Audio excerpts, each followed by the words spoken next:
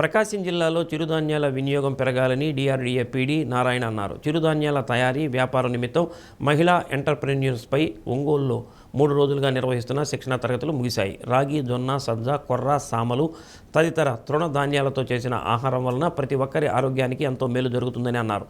శిక్షణలో నేర్చుకున్న పద్ధతులు అనుసరిస్తూ రుణాలు సద్వినియోగం చేసుకుని ఆ దిశగా మహిళలు యూనిట్లు స్థాపించాలని కోరారు. సెర్ఫ్ ఢిల్లీ అధికారి హిమాన్షు కపూర్ పలువురు అధికారులు పాల్గొన్నారు.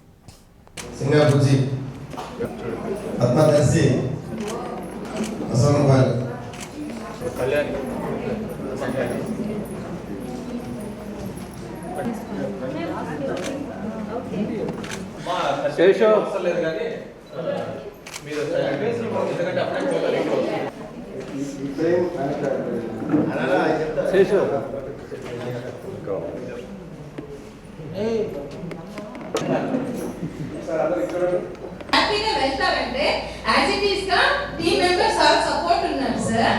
ఫస్ట్ మేడం వచ్చేసి హిమాన్షు మేడం, ఆఫ్టర్వర్డ్స్ కౌన్సర్ మేడం, ఆ తర్వాత ఈ స్టాఫ్ అందరూ ప్రతిదీ బాగా సపోర్ట్ చేస్తున్నారు సార్. సార్ నేమ్స్ అయితే తెలీదు, నారాయణ రెడ్డి సార్ ఒక మార్క్ అయితే ఉంది నా మైండ్. సో మేబీ ఇప్పుడు చూస్తుంటే అదైతే లేదు. సో హ్యాపీ అన్నమాట. అంటే ఈ ట్రైనింగ్ ఉపయోగపడాలి. సో నేను లాస్ట్ లో మాట్లాడుతూ ఇంకొక మిల్లెట్స్ గురించి అంటే నేను నార్మల్ గా ఊహించుకున్నాను, కానీ చాలా ఇక్కడికి వచ్చిన తర్వాత చాలా నేర్చుకున్నాను. ఫస్ట్ డే అయితే బిజినెస్ స్కిల్స్ గురించి చెప్పారు సార్. అసలు ఎలా మనలో ఉండే పట్టుదల బట్టి మనం నేర్చుకోవాలి, ఏదైనా చేయగలం అనేది. అది నాకు చాలా బాగా నచ్చింది. ఇంకోటి ఏంటంటే నూడిల్స్ అనేది బయటంతా మనం మైదాతోనే చేస్తారు అనేది, అది మన పిల్లలు తింటారు, మనం కూడా తింటున్నాం ప్రజెంట్. మిల్లెట్స్ తెలుసు సార్, అది ఒక ట్రెడిషనల్ ఐటమ్. కానీ ఆ ట్రెడిషనల్ వాటిని ఇప్పుడు ఫ్యాన్సీ ప్రోడక్ట్స్తో మ్యాచ్ చేస్తూ కంప్లీట్ చేస్తూ అది ఎలా రీచ్ అవుట్ చేయాలనేది ఇక్కడ మెయిన్ మోట్లో అని నాకు కనిపించింది సార్.